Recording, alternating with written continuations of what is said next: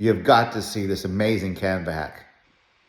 So here's an image of my screen and I go to edit photo. Check this out, the magic edit. Let's have some fun here.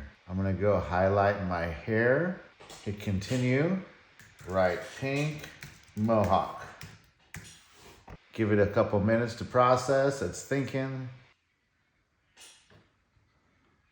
Check that out. Isn't that crazy? Let's go back. Let's try again. Select the area.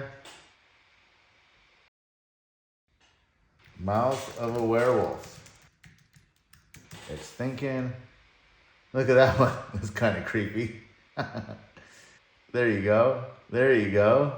It's the mouth of a werewolf. How about tribal tattoo on the face? Thinking. Look at that. Almost Mike Tyson style. That's kind of cool. I think the applications of this are going to be endless and we're going to see so many cool things created in half the time. Watch out because the content people are going to put out is really going to get elevated. So make sure that you get yours.